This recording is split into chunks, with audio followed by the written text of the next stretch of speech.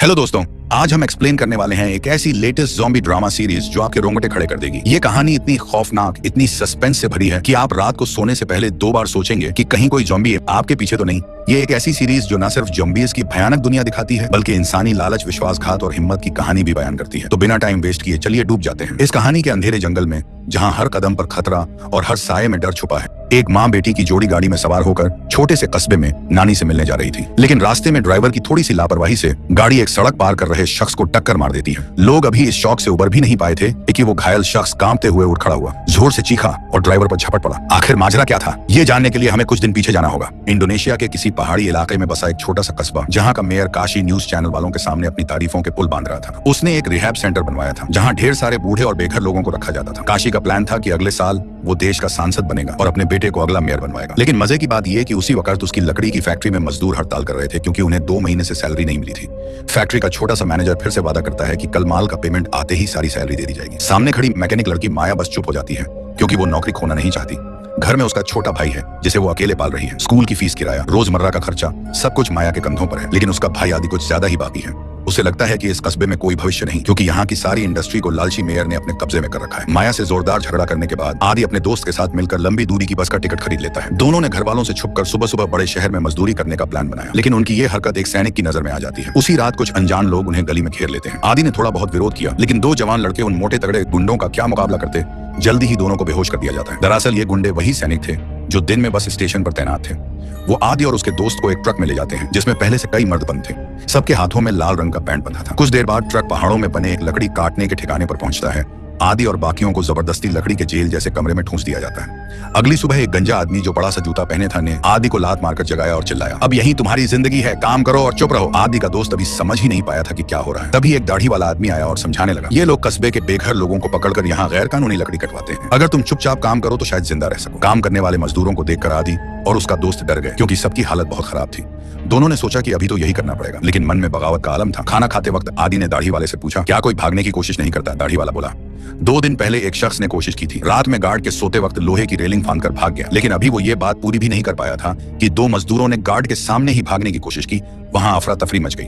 दाढ़ी वाले ने मौका देखकर एक गार्ड को धक्का दे दिया, लेकिन उसका पैर चाकू से कट गया और उसके दोस्त ने दाढ़ी वाले को उठाया और जंगल की गहराई में भाग गए। गार्ड्स ने बंदूकें उठाई और पीछा किया, लेकिन पेड़ों के पीछे छुपे आदि और उसके दोस्त को नहीं देख पाए। दाढ़ी वाले की हालत खराब हो रही थी, खून बहता जा रहा था और वो चल भी नहीं पा रहा था। तभी उसकी नजर एक लाल रंग के अजीब से पौधे पर पड़ी। उसने बताया कि उसके दादाजी कहते थे कि ये फूल हर बीमारी ठीक कर सकता है। दाढ़ी वाले ने उस फूल को मसलकर अपने पैर पर लगाया, लेकिन दर्द से चीख पड़ा। आदि ने उसका मुंह दबा दिया, लेकिन तब तक देर हो चुकी थी। चीख सुनकर गार्ड्स वहां पहुंच गए और आदि दोस्त को फिर पकड़ लिया। आदि का दोस्त पास ही था। उसने भागने की कोशिश की, लेकिन पेट में गोली लगने से वो जख्मी हो गया। हिम्मत दिखाते हुए वो गार्ड्स से बचकर भागा, लेकिन खून ज्यादा बहने से आखिरकार वो सड़क किनारे मर गया। वापस ठिकाने पर लाए गए आदि को रात में दाढ़ी वाले की सिहरन भरी आवाज ने जगा दिया।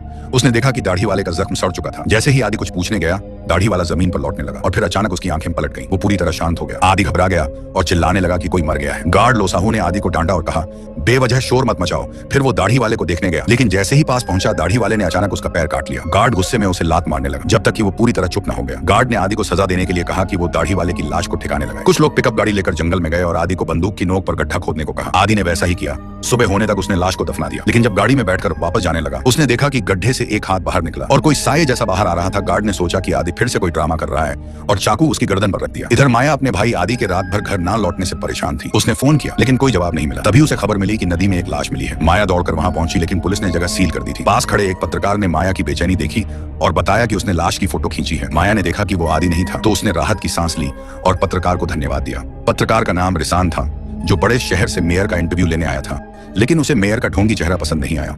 उसने इंटरव्यू में मेयर से सवाल किया कि उनकी फैमिली ने 20 साल से कस्बे पर कब्जा कर रखा है। मेयर ने बहाने बनाकर इंटरव्यू देने से मना कर दिया। रिसान को अपने बॉस को कुछ ना कुछ खबर देनी थी, इसलिए वो कस्बे में इधर उधर घूमने लगा। उसने माया को अपना कार्ड दिया और कहा कि अगर कोई खबर मिले तो उसे जरूर बताएं, लेकिन माया का ध्यान कहीं और था। फैक्ट्री ने फिर से मजदूरों को धोखा दिया और सैलरी नहीं दी। मजदूर इतने गुस्से में थे कि फैक्ट्री को उलट देने को तैयार थे। मेयर का बेटा खुद आया और वादा किया कि सुबह तक सारी सैलरी दे दी जाएगी, लेकिन पीठ पीछे उसने मैनेजर को डांटा और कहा कि सिर्फ आधी सैलरी दो और जो बवाल करे उसे गायब कर दो। जैसा मेयर के बेटे ने कहा वैसा ही हुआ। मजदूरों को आधी सैलरी मिली और वो गुस्से से आगबूला हो गए। एक सीनियर मजदूर औरत, जिसे सब दीदी कहते थे, ने सबको शांत किया और वादा किया कि वो सबके लिए इंसाफ लाएगी। लेकिन मैनेजर के एक चमचे ने ये बात सुन ली और रात को दीदी को गाड़ी में किडनैप कर लिया। माया को इस बात की खबर नहीं थी। वो अस्पताल की तरफ भागी क्योंकि किसी ने आदि के दोस्त की लाश देखी थी। दोनों एक साथ गायब हुए थे, तो माया को डर था कि आदि की हालत भी अच्छी नहीं होगी। उसने पुलिस को सब बताया, लेकिन पुलिस ने टाल मटोल किया। माया ने रिसान से मदद मांगी, जिससे उसकी एक बार मुलाकात हुई थी। रिसान को भी कस्बे में कुछ गड़बड़ लग रहा था। कुछ ही दिनों में 2 लोगों की मौत हो चुकी थी और दोनों के हाथों में लाल रंग का बैंड था। उसने नोटिस किया कि मेयर के रिहैब सेंटर में भी लोग बैंड पहनते थे, बस उनका रंग अलग था। उधर पहाड़ों में बने लकड़ी के ठिकाने पर आदि को फिर से गार्ड ने लात मारकर जगाया। कल की घटना के बाद वो थोड़ा डर गया था। उसने देखा कि गाड़ी में 2 और लाशें थीं जो कल भागने की कोशिश करने वाले मजदूरों की थीं। आदि ने गौर किया कि गार्ड लोसाहू की हालत कुछ ठीक नहीं थी। उसके दाहिने पैर की पैंट पर खून के दाग थे जहां दाढ़ी वाले ने उसे काटा था। आदि ने चुपके से देखा कि लोसाहू ने अपनी पैंट ऊपर की तो एक गहरा घाव दिखा। आदि का दिल धक से रह गया। तभी कुछ गार्ड आए और चिल्लाए कि दफनाया गया दाढ़ी वाला गायब है। आदि को यकीन हो गया कि दाढ़ी वाला ज़ॉम्बी बनकर भाग गया है और लोसाहू को भी उसने काटा था तो वो भी ज़ॉम्बी बन सकता है। लोसाहू को गुस्सा आया और उसने आदि को मुक्का मार दिया। बाकी गार्ड्स ने झगड़ा रोकने की कोशिश की लेकिन गार्ड कैप्टन ने कहा दोनों को लड़ने दो, मजा आएगा। आदि और लोसाहू ने जमकर एक दूसरे को पीटा लेकिन आखिर में दोनों बराबर रहे। कैप्टन को लोसाहू बेकार लगा। उसने गुस्से में आदि को बेहोश करके जेल में डाल दिया। रात को आदि जेल में उठा और उसे कुछ गड़बड़ लगी। उसने देखा कि लोसाहू की हालत और खराब हो गई थी। उसकी आंखें लाल थीं और वो कांप रहा था। जैसे ही लोसाहू ने आदि को देखा वो गुस्से से उसकी तरफ बढ़ा लेकिन रास्ते में एक और गार्ड ने उसे रोक लिया। लोसाहू ने गुस्से में अपने साथी को बेहोश कर दिया और जेल की तरफ बढ़ा। आदि को लगा कि लोसाहू अब ज़ॉम्बी बनने वाला है। उसने जेल में बंद बाकी मजदूरों को चिल्लाकर बताया। लोसाहू ने जेल का लकड़ी का दरवाजा तोड़ दिया और एक मजदूर को चाकू मार दिया। बाकी मजदूर डर के मारे भागने लगे। इस शोर ने बाकी गार्ड्स को जगा दिया जिन्होंने देखा कि लोसाहू जमीन पर पड़ा है। जैसे ही एक गार्ड लोसाहू के पास गया वो अचानक उठा और उस पर झपट पड़ा। अब वो पूरी तरह ज़ॉम्बी बन चुका था और अपने आसपास के लोगों पर हमला करने लगा। जिस गार्ड को उसने काटा वो भी ज़ॉम्बी बन गया। मजदूरों ने डर के मारे खुद को जेल में बंद कर लिया जो अब सबसे सुरक्षित जगह थी। आदि कुछ कर नहीं पा रहा था, बस देख रहा था कि गार्ड्स ज़ॉम्बीज से लड़ रहे हैं। गोलियां ज़ॉम्बीज पर असर नहीं कर रही थी लेकिन गार्ड्स की तादाद ज्यादा थी तो वो ज़ॉम्बीज को काबू कर रहे थे। आदि ने मौका देखकर 2 ज़ॉम्बीज को मार डाला लेकिन थकान की वजह से वो भी बेहोश हो गया। जब आदि को होश आया तो ठिकाने का बवाल शांत हो चुका था। गार्ड कैप्टन ने आदि से पूछा कि उसे ज़ॉम्बीज के बारे में और क्या पता है। आदि ने बताया कि ज़ॉम्बी का कमजोर पॉइंट उनका सिर है और ये भी कि लोसाहू को पैर में काटने के बाद उसे ज़ॉम्बी बनने में 1 दिन लगा लेकिन जिन्हें गले में काटा गया वो तुरंत ज़ॉम्बी बन गए। कल के बवाल में 10 गार्ड्स मर चुके थे। कैप्टन ने यह बात मेयर को बताई जिसे सुनकर मेयर तुरंत ठिकाने पर पहुंचा। उसने अपनी बंदूक से ज़ॉम्बीज को खत्म किया और कैप्टन को सख्त हिदायत दी कि यह बात बाहर नहीं जानी चाहिए वरना वायरस कस्बे में फैल जाएगा। लेकिन उन्हें क्या पता कि वायरस पहले ही फैल चुका था। वो माँ बेटी जो गाड़ी में थी उन्होंने जो आदमी टक्कर मारी थी वो दाढ़ी वाला ज़ॉम्बी था। ड्राइवर को उसने काट लिया जिससे वो जमीन पर गिर गया। माँ ने अपनी बेटी की बात ना मानी और ड्राइवर को देखने गई लेकिन ज़ॉम्बी ने उस पर भी हमला कर दिया। ड्राइवर किसी तरह भाग निकला लेकिन छोटी सी लड़की ने अपनी माँ को देखने के लिए गाड़ी का दरवाजा खोला। ज़ॉम्बी उसकी तरफ झपटा लेकिन लड़की ने अपनी लंबी टांगों से उसे रोका और दूसरी तरफ से भाग निकली। लड़की ने ज़ॉम्बी को गाड़ी में बंद कर दिया और अपनी माँ को लेकर जंगल में भागी लेकिन थोड़ी देर बाद उसकी माँ कांपने लगी और उसकी आंखें सफेद हो गईं। वो भी ज़ॉम्बी बन गई और अपनी बेटी पर झपटी लड़की ने माँ को धक्का देकर भागने की कोशिश की लेकिन माँ ने फिर हमला किया और गलती से उसका सिर पेड़ में जा फंसा। लड़की डर के मारे जमीन पर गिर पड़ी लेकिन गाड़ी में बंद ज़ॉम्बी ने खिड़की तोड़कर बाहर निकल लिया।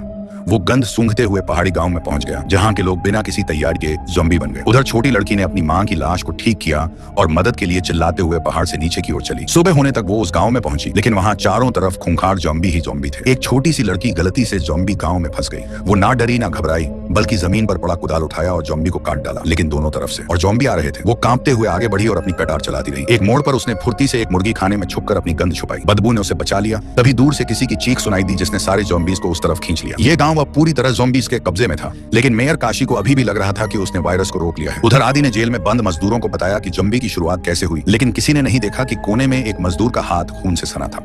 शाम होते होते जेल में से दर्द भरी सिसकियां सुनाई दी। आदि को यह आवाज जानी पहचानी लगी। उसने देखा कि घायल मजदूर चीखते हुए पास के शख्स पर झपटा। सब समझ गए कि वो ज़ॉम्बी बन गया है लेकिन जेल में भागने की कोई जगह नहीं थी। बाहर के गार्ड्स ने शोर सुना और जेल खोल दी। उन्हें लगा कि ज़ॉम्बी को मार देंगे तो सब ठीक हो जाएगा लेकिन भागने वालों में कुछ और लोग भी वायरस ले जा रहे थे। इस तरह ज़ॉम्बीज की तादाद बढ़ती गई। कोई नहीं जानता था कि अगले पल उसका दोस्त ज़ॉम्बी बन जाएगा या नहीं। कुछ संक्रमित लोग जेल से भाग निकले और लकड़ी का ठिकाना नरक बन गया। आदि का मन टूट चुका था। यह खतरा कल से कहीं ज्यादा बड़ा था। क्या वो बच पाएगा? उधर माया को नहीं पता था कि उसका भाई इतने बड़े संकट में है। वो सोच रही थी कि दीदी आज काम पर क्यों नहीं आई जिसने वादा किया था कि वो सबके लिए इंसाफ लाएगी। कुछ गर्म मिजाज मजदूरों को लगा कि दीदी डर गई तो वो सीधे मैनेजर के पास गए। मैनेजर ने कहा पसंद नहीं तो निकल लो, बाहर सस्ते मजदूर भरे पड़े हैं। माया नहीं चाहती थी कि सब बेरोजगार हो जाएं, इसलिए उसने कहा कि दीदी के आने का इंतजार करो। मैनेजर ने मजदूरों को चुप करा दिया लेकिन मेयर का बेटा कादान अपने पिता के सामने अच्छा बनना चाहता था। वो फैक्ट्री पहुंचा और मजदूरों को शांत करने की कोशिश की लेकिन सब जानते थे कि वो भी झूठ बोलता है। गुस्सा फिर भड़क गया और लोग आपस में भिड़ गए। इस बवाल में एक मजदूर गलती से चलती मशीन के ब्लेड में गिर गया और उसकी मौत हो गई। मेयर का बेटा पत्रकारों के सामने बोला कि मजदूरों की सेफ्टी उनकी पहली प्राथमिकता है और यह हादसा कुछ बवाल करने वालों की वजह से हुआ। माया को उसकी बातें बर्दाश्त नहीं हुई और उसने कादान को पीट दिया लेकिन बाद में माया को पछतावा हुआ क्योंकि रिसान ने बताया कि कादान उस पर हमला करने का केस करने वाला है। रिसान ने कहा कि हिंसा से कुछ नहीं होगा बल्कि सबूत इकट्ठा करके कानूनी रास्ता अपनाना होगा। उसने अपनी कैमरा निकाला और बताया कि उसके पास मेयर के गलत कामों के सबूत हैं। रिसान ने देखा था कि मरने वालों के हाथों में लाल रंग का बैंड था और मेयर के रिहैब सेंटर से इसका कुछ कनेक्शन है। वो इंटरव्यू के बहाने सेंटर गई जहां एक नर्स ने उसे बाहर निकालने की कोशिश की, लेकिन रिसान ने चालाकी से नर्स को बातों में उलझाया और पूछा कि नीले और पीले बैंड का क्या मतलब है। नर्स ने बताया कि नीला बैंड मानसिक रोगियों के लिए और पीला बेघर लोगों के लिए है, लेकिन लाल बैंड के बारे में उसने साफ मना कर दिया। रिसान ने बहाना बनाकर टॉयलेट जाने का नाटक किया और चुपके से सेंटर के एक गलियारे में पहुंची जहां उसने देखा कि लाल बैंड वाले 2 युवकों को जबरदस्ती गाड़ी में ठूंसा जा रहा था। उसने फोटो खींच ली, लेकिन नर्स ने उसे पकड़ लिया। रिसान की पत्रकार वाली पहचान की वजह से उसे कुछ नहीं किया गया। मेयर के बॉडीगार्ड ने रिसान की हिस्ट्री चेक की और पता चला कि वो 4 साल में 12 मीडिया हाउस से निकाली जा चुकी है। रिसान ने बताया कि उसने एक भ्रष्ट अफसर को जेल भिजवाया था। मेयर को लगा कि रिसान को मारना ठीक नहीं, तो उसने पैसे ऑफर किए कि वो मेयर का अच्छा इंटरव्यू करे और कस्बा छोड़ दे। रिसान ने पैसे लेने से मना किया, लेकिन इंटरव्यू के लिए हाँ कर दी। रिहैब सेंटर से निकलकर रिसान अस्पताल में माया से मिली। उसने अंदाजा लगाया कि माया का भाई शायद रिहैब सेंटर ने पकड़ लिया है। रिसान ने और जांच करने का फैसला किया ताकि मेयर के और राज खुल सके। इधर कादान को माया से पिटाई की वजह से गुस्सा था। उसने अपने मैनेजर को थप्पड़ मारा और दीदी को मार डाला, क्योंकि उसे लगा कि वही बवाल कर रही थी। उसी रात पुलिस ने माया और बाकी बवाल करने वाले मजदूरों को पकड़ लिया। मेयर और उसके बेटे का कस्बे पर पूरा कंट्रोल था और मजदूरों का बुरा हाल होने वाला था। रात में रिसान चुपके से रिहैब सेंटर पहुंची और उस गलियारे में गई जहां उसने लाल बैंड वाले युवकों को गाड़ी में ले जाते देखा था। उसने देखा कि कुछ पुलिस वाले भी इसमें शामिल थे। रिसान ने फोटो खींच ली और गाड़ी के पीछे अपनी स्कूटी से गई। रास्ते में एक और गाड़ी आई तो वो जंगल में छुप गई। सुबह होने तक वो लकड़ी के ठिकाने पर पहुंची। वहां का माहौल उसे अजीब लगा। लोग पागलों की तरह एक दूसरे पर झपट रहे थे। रिसान ने फोन छुपाया और भागने लगी। एक जंबी उसका पीछा कर रहा था। तभी कोई आया और उसे बचा लिया। रिसान ने देखा कि वो आदि था, जिसकी फोटो उसने माया के फोन में देखी थी। आदि ने रिसान को लेकर भागना शुरू किया।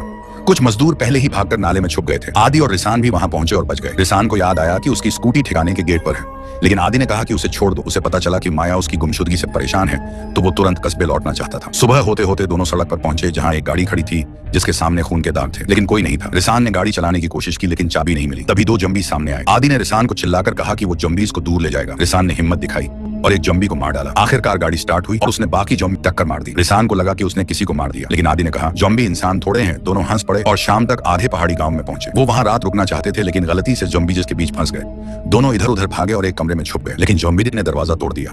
तभी एक लड़की आई और जंबी को मार डाला। आदि ने पूछा तो पता चला कि उसका नाम एला है, जो अपनी नानी से तलवारबाजी सीख चुकी थी, लेकिन जॉम्बीज की तादाद बहुत थी और फोन में सिग्नल भी नहीं था। एला पिछले 1 दिन से वहां फंसी थी। आदि ने कहा कि उसे अपनी बहन माया से मिलना है। एला ने उसे हिम्मत दी। अगली सुबह रिसान की हरकत से आदि जाग गया। रिसान को एक आइडिया आया कि वो कागज के डिब्बों से अपने शरीर को ढक लें ताकि जंबी काट ना सके। तीनों की ताकत से वो जंबीज के घेरे को तोड़ सकते थे। आदि ने एला के लिए एक लंबा ब्लेड बनाया। सब तैयार होकर रिसान ने दरवाजा खोला, लेकिन उन्हें नहीं पता था कि बाहर ढेर सारे जंबी इंतजार कर रहे थे और माया का कस्बा भी अब जंबीज के कब्जे में जाने वाला था। तीनों चुपके से कमरे से निकले।